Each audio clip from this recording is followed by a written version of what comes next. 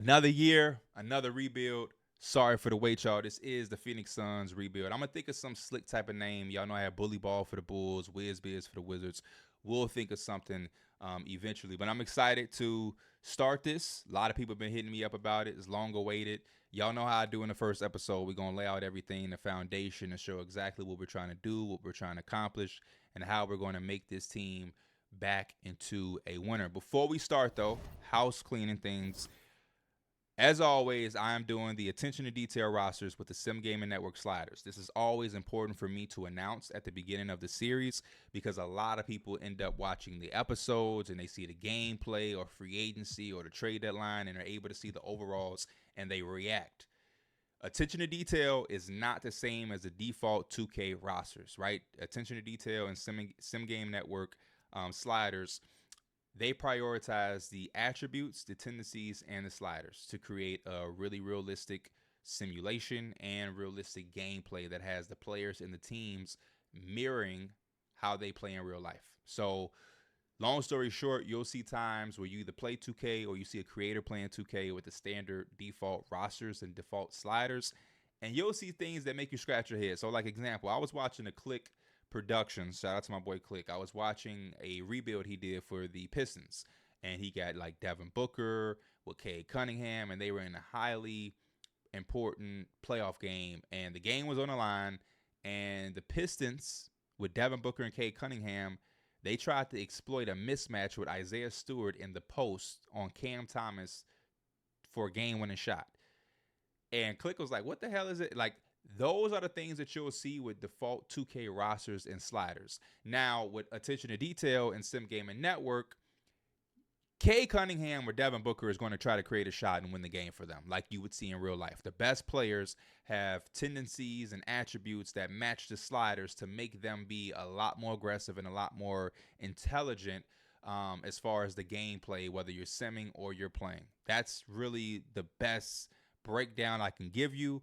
I always advise people who, whether you're doing content or in your own private time, to use these rosters and sliders. The gameplay and the experience is 100 times better. Now, is it perfect?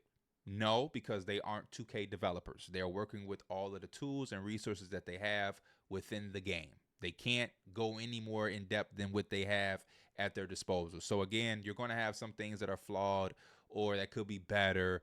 They're going to make adjustments with the feedback that we give them as a community. But for the most part, my experience year in and year out has gone up, and it makes me really eager every year to start a rebuild, knowing that I have these guys kind of cleaning up the errors that you'll see in the default sliders and 2K rosters. So again, when you're watching me play and you're seeing me do, trades and everything, don't get hung up on this. The overall doesn't mean much in 2K.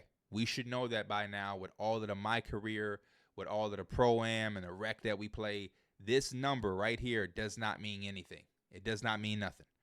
It's all about these numbers mixed with these numbers mixed with the sliders and then some of the badges. Like, they've even gone in and removed badges in their file because it's like that badge doesn't help you, or this badge makes the simulation process flawed, or they really get in depth. So if you're interested, check out the description. I'll leave all of their stuff there so you can go check it out, get educated about it.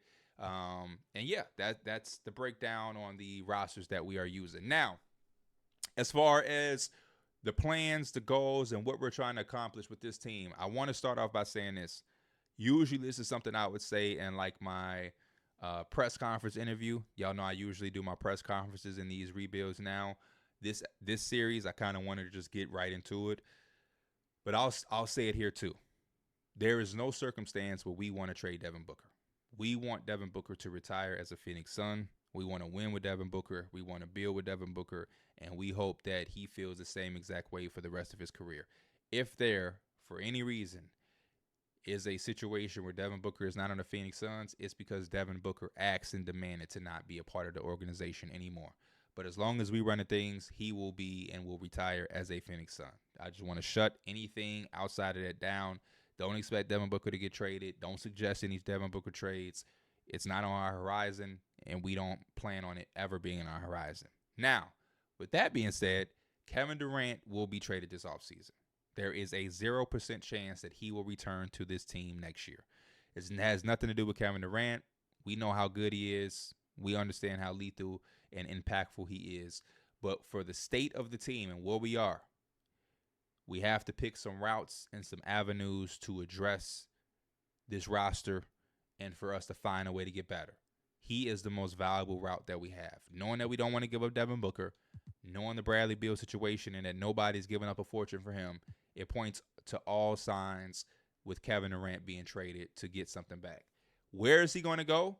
Not sure right now, but I do know the top two destinations that we have in mind that we're going to look at deeply is the San Antonio Spurs and the Houston Rockets. The reason it's these two teams is because we feel like they're going to have packages that will lead us to what we want, which is a young player, a top 10 pick, because we don't have a first round pick in the lottery right now. Our first round pick is via the Cavaliers, which will be like the 29th pick. And then also like a veteran that will have some money on their books. We feel like if we can get those three things in a Kevin Durant trade, we're going to walk away extremely happy. So if we talk about Houston, if we can get Jabari and we can get, our own pick back and some others, we'll be happy. With the Spurs, if we can get a Devin Vassell or a Jeremy Sohan with their lottery pick that's going to be projected like 7 or 8, and then a Harrison Barnes, a veteran with a nice hefty we would be extremely happy. And we'll do our due diligence and see if there's other teams that figure if they can check the boxes and what we're looking for, and we'll do our due diligence and go from there. Bradley Beal is a different situation. He's going to be a guy that we're going to monitor on the fly and depending on how this roster shapes up. We don't plan on cutting him, though. I've seen that. We're definitely not going to have a $50 million release or buyout. But if there is a world where we could trade him, there were 2 rumored teams that, had some interest or would be willing to take him, which were the Atlanta Hawks and the Washington Wizards, which is where he came from. So we know that the Wizards are a little younger. They're going into a deep rebuild and retooling right now. And they have like Marcus Smart and Middleton. If there's some world where we can make something happen, for a better roster construction or more better complementary players to our roster, we would do so. I think Chris Middleton would fit over here a lot better than try to have a 6'4" Bradley Beal play small forward minutes, just personally. But again, we'll see. If we have to bring Bradley Beal back, we'll bring Bradley Beal back for that last year. He is not the worst player in the NBA. We understand that the production compared to the contract is really the issue. But he can play basketball. And if you remove the amount of money that he made, I think he would be looked at a lot better as far as reputation and perception. So that's the Bradley Beal status. Now, as far as everything else, you can expect us to clean house. Like, you see how everybody right here in this point guard position has 1 year left on a deal? That means when the playoffs are over, they're going to go into free agency. None of these guys will be back. All of these guys will be let go. We're going to renounce every single player on this roster who has 1 year remaining on their deal. They'll be renounced. And we're going to go and scour through free agency and try to do our due diligence. And we're going to make trades a lot more easier, knowing that we won't be the second apron team because we're going to renounce everything. And we're going to go from there. We're going to try to get creative as possible. But again, gone. I know Iguodala and Ryan Dunn are rookies, so they'll be back. Cody Martin has an extra year on his deal. But as far as Washington, Bridges, Gillespie, Bobo, Misic, Lee, Plumlee, Morris, like everybody's gone. Everybody's gone. Everybody. And guys like Grayson Allen, Royce O'Neal, we like 3-and-D, sharpshooter, extremely valuable. We know what they could be for contending teams as well. And as much as we like them, if there are avenues to get better or that just make sense for us, then we're going to explore those routes as well too, because we feel like this draft is something that we wouldn't mind having a top 10 pick and then a pick in the teens. You know what I mean? So if there's something we can do with maybe Grayson Allen and our late first round pick, we send it to this team and they give us the 17th overall pick or something like that, we want to be extremely interested. And that'll take me to the scouting department and what we're looking for as far as the draft. Obviously, we won't be a part of, the Cooper Flags of the world. But when you look at a mock draft, you'll see, um, where are they? So the Rockets are projected right now to get our pick at number 10. If we again did that deal with the Suns, I mean with the Rockets, we would look to try to get our pick back, which would give us this top 10 pick. Or if we did the deal with the Spurs, we'd be looking to get this 8th projected overall pick. And then in another situation separate from that, again, like Orlando, right? Like, hey, Orlando, here's Grayson Allen. Here's our 29th pick. And then y'all give us 16 and whatever. And we would love to be able to have a top 10 pick and a pick at like 16 because we feel like there are some prospects here that could really help complement our team as far as development and whatnot. Some of the guys that we're going to take hard looks at in the draft, Jace Richardson is one of the first guards that come to mind. You also have, where is he at? Jeremiah Fears. There's a lot of guys that I don't know if they're going to pop up right now. As the draft is all scattered. We got to look at who our scouts are. But yeah, we're going to look at Jeremiah Fears, Jace Richardson, Carter Bryant, Maluach, LeBaron Filon. Like, we have a lot of guys that we're eyeing that we feel like could really come in and give us some good legs in the youth department at different positions. And then we'll go into free agency looking to add some vets who can give us some versatility and whatnot. We're going to curate and develop the type of identity during this offseason that we want on this team. And I think one of the main things and main points of emphasis for us is going to be the scouting department. We feel like the scouting department is a way that a lot of the best teams in the league have gotten better, whether that's scouting the NBA draft, whether that's scouting opponents during the regular season to know how to game plan, and that's also being able to scout other teams as far as their player development and player personnel. We look around the league and we've seen a lot of teams be able to get better by identifying talent that's on somebody's bench, and we want to be able to use all of our resources and tools to put together a scouting department that would allow us to scour the league and say, hey, he's the 11th man on this team, but if he came and he was the 7th man on our team, maybe he would have, you know, a lot more production, or maybe he'll look like a better player, right? We see Ty Jerome with the Cavs. We see Jalen Brunson from the Mavericks be a backup to now a star, or no, almost a superstar with the Knicks. We're seeing different things like that, and we want to make sure that we have a team that has a scouting department that could be able to identify those type of things. Sam Merrill, just out of nowhere, it feels like popping off for the Cavaliers as a sharpshooter. There's so many different stories around the league of having that, and we want to make sure that we have the same type of eye on our bench and a part of our staff. As far as the head coach goes, knowing that we fired Budenholzer, our top candidate is former NBA player Jared Dudley. We really like what we see with Jared Dudley. Former Sun, has a great relationship with Devin Booker. Been a part of Jason Kidd's staff for a couple years now. And I think he's a good blend of former player with coaching, IQ, personality. And we're hoping that in the offseason there's a way to be able to bring him in and have him be the leader of our new young group that's going to be fiery, right? Like, that's one thing that we can say is we're going to be a little bit younger because obviously, like I mentioned, we want to do a trade with the Kevin Durant package that is going to give us some type of youth with a young player and a potential top 10 pick. But on the other side of that, I think free agency is going to be an avenue for us to be able to bring in some veteran voices, some guys that know the game, that can mentor some players, and also give us some good minutes. So when we look at the upcoming free agency pool, one of the things that we are looking at is, again, veteran presence. So, you look at the point guard position. Chris Paul, is he going to return back to San Antonio now that they have Fox and Stephon Castle is the rookie of the year, and there's a world where they could add a Kevin Durant and, you bring back Wembanyama and things like that. He's an option.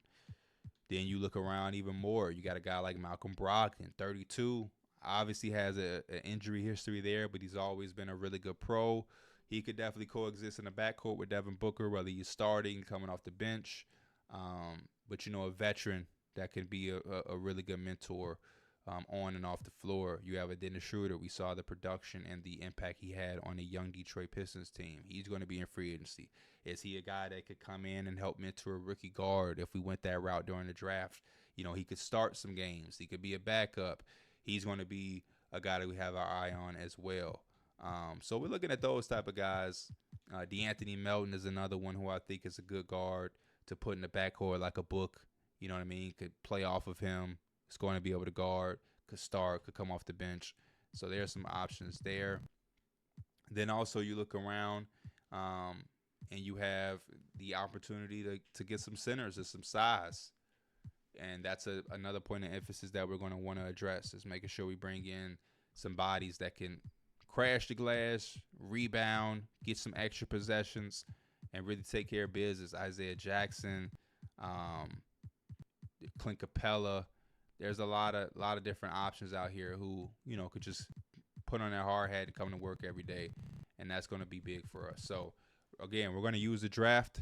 We're going to use free agency to figure out a way to curate and carve out an identity for our group and our team and to try to put us in position. And the last thing we'll do right here in this episode, this introduction episode, is simulate the rest of the playoffs. I've got it up to date as far as real life, as far, you know, up to this point.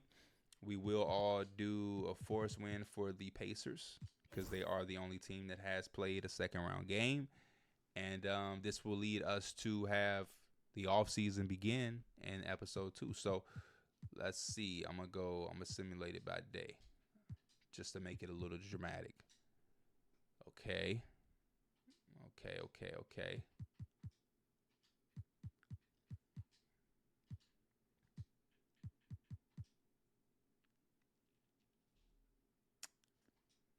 Lot of 2-0s. Wow. So 3 out of the 4 series are all look like they're headed for sweeps. So the Knicks got swept. Denver lost in 4 as well. They got swept. And Golden State is down 3-1.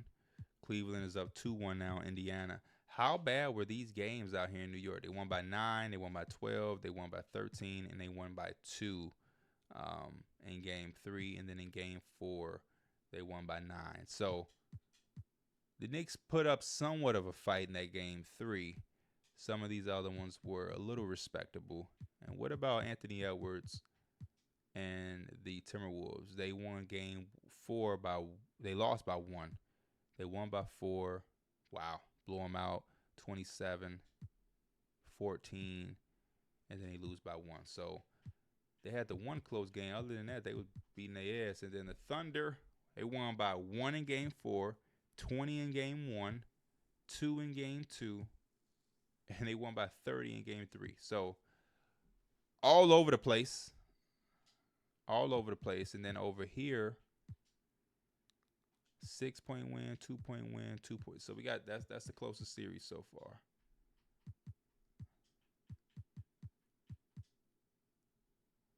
Three one, 3-1, 4-1, 3-2. Golden State is eliminated.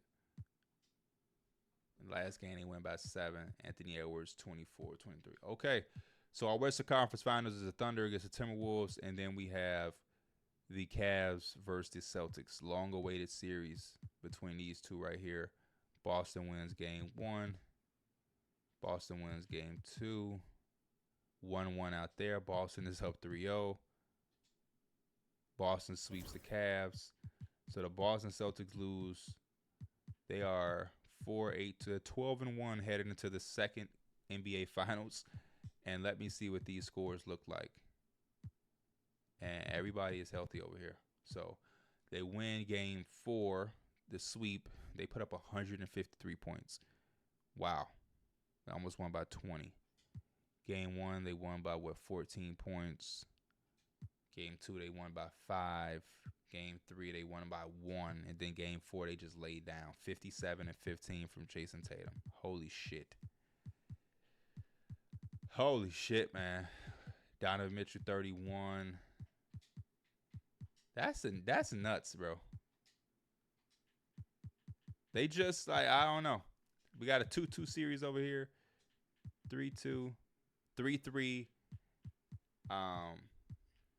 Let's simcast this. Game 7. Anthony Edwards versus Shea. NBA Finals on the line. The Thunder ain't folding. They fighting back. Oh, yeah, we got a good one, y'all. We got a good one. We got a good one. This is an all-time great. Shea versus Ant. NBA Finals on the line. Whoever win this legacy series in the championship against the Boston Celtics, who have only lost one game up until this point. Oh, they going back and forth like a boxing match. Back and forth, back and forth. Boom. We're going to jump in. I'm not going to be a part of this. I'm going to make sure that we take that out the way. I'm going to turn some of this down so it ain't buzzing in my ear. And I'm going to also make sure it ain't crazy in y'all ear.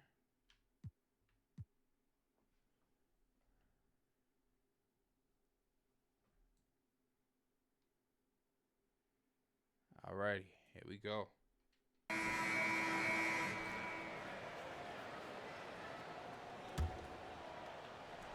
Intense, man. 1:39 left in the game. Uh-oh. Williams against Edwards. J-Dub on Ant. Gobert with a screen on Williams. For three, Edwards drills it from outside. Like the real Ant to me. Edwards got a couple of three-pointers now in the fourth for the Timberwolves. That's the first lead tonight. The lengthy pair of Holmgren and Hartenstein. Gilgeous-Alexander runs things with Dort to his side. And it's Williams at the three. Now Julius. For the Thunder. Dante. DiVincenzo. In that glass. That was so real he didn't go up. A second chance effort. It's Chet Holmgren with the rebound. Down to the last minute. But when they're playing off you have to make them pay. And he couldn't. And it's still a rare sight to see rebound numbers like the one he's had tonight. Well, it's all due to his energy and effort, as well as how well he's been able to get ideal positioning on the glass. Shea. Here we go. Here we go. J-Dub, what you got? No, he didn't. No can do. Misses for the sixth time and 15 shots from the floor. That's the matchup you want, Ant. That's the matchup you want. Edwards against Hartenstein. Ant-Man. Big time basket. Ant-Man. At a big time moment. Gotta hurry up, Shea. Don't you just love to see now you want to go slow? embrace that kind of pressure? It's Gilgeous-Alexander with the drive. Kick out the door. Dort wide open. Oh, that's a big shot. That's a big shot. It ain't over. You gotta make your free throw. Why ain't Ant up there just that ball? Solid and just spotty. Why do I feel like Nikhil's gonna miss one? Yeah, you can't let him hold the ball and just milk those 5 seconds away. Why do I feel like Nikhil's gonna miss one, y'all?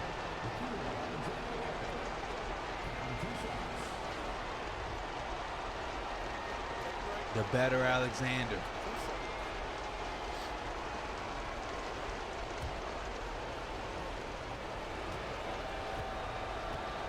Come on, Nikhil. Makes the first. OKC has no timeouts. 11 seconds left. Jaden McDaniels is in now.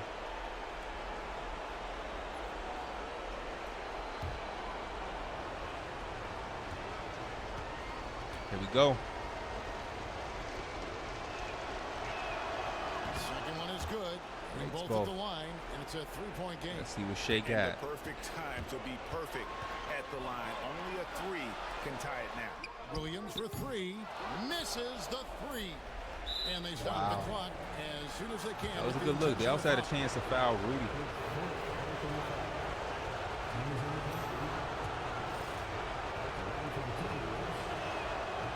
Uh-oh. Uh-oh. He'll make this one, all right? He's able to hit the second one. That's it, man. A 4-point cushion. Anthony Edwards going to the NBA Finals, man. Win the series, and they will move on. That concludes this broadcast of the Western Conference Finals. So, for Greg Anthony, Stan Van Gundy, and our reporter David Aldridge, this is Kevin Harlan saying thank you for watching. Hope you've enjoyed this presentation of the NBA on Look at Mike. 2K Sports. They did it for Conley. So long OG. and good night, everyone.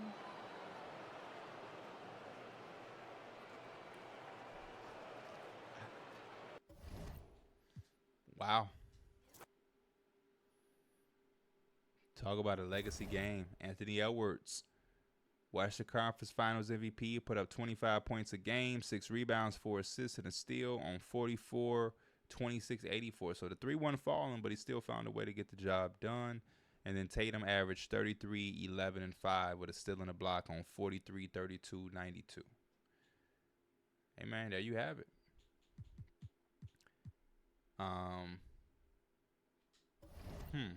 You know what? Let's have some fun. Let's have some fun. So we the Timberwolves. We're playing against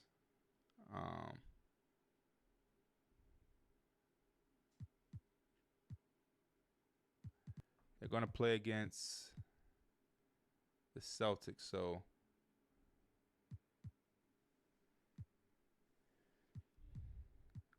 Porzingis is gonna take Rudy out the paint. You got Tatum, Brown,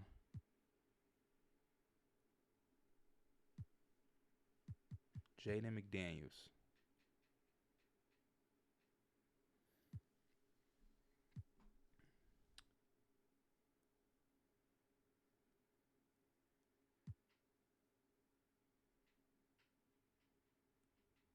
Julius Randle. Or you know what? Julius Randle.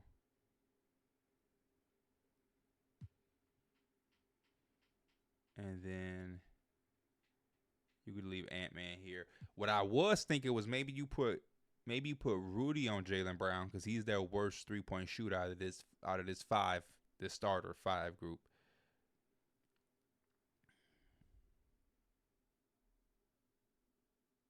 But he ain't that poor of a shooter to where you just disrespect him like that. Yeah, they're gonna have to pick their poison. And then on the opposite side, Celtics may not need any adjustments. You can keep Porzingis on Rudy. That allow him to help.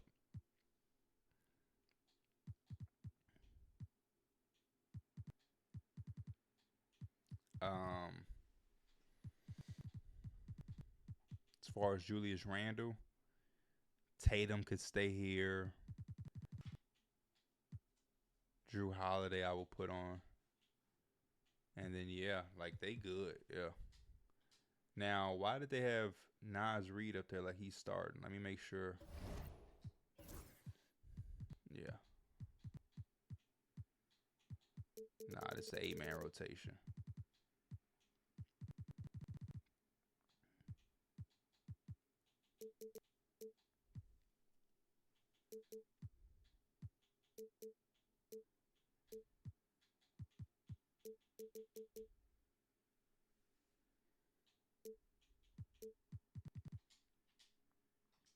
All right, let's see.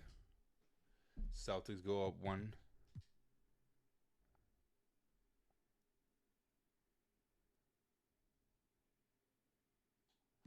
What game plan? Mike Conley is hurt.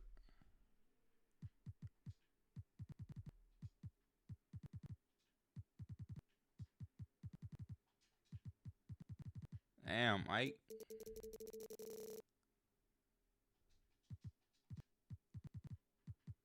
Uncle Mike went down. This is shit I never miss about 2K either.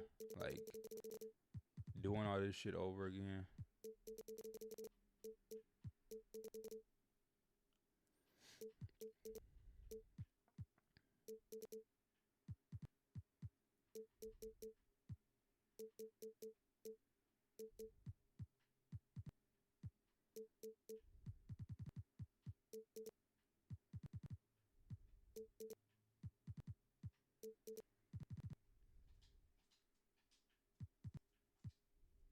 Oh, shit. Okay.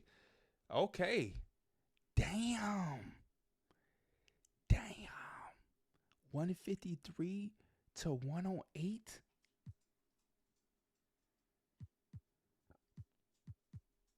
Bro, what? Anthony Edwards had 52 fucking points. Dante DiVincenzo, like, look, they shot 27 of, bro, what? What they shoot from 3? 11 of 40. Bro, that is crazy. And then they come out and lose the next game. By 8. Okay. Tatum got his get back. Okay. Damn. Don't tell me the one win they going to have. Yeah, they kicked their ass. Tatum, another 50 ball in the playoffs. Yeah.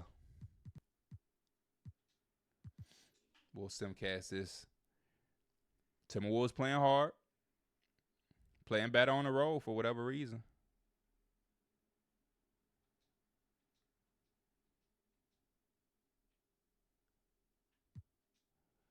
There it is, man. Celtics going back to back. What they gonna say now, man? That's 2 in a row for Tatum and them boys. Tatum looking like he finna got Finals MVP too. And Minnesota with possession here. They trail by 16. Yeah, you might as well get you one last bucket, brother.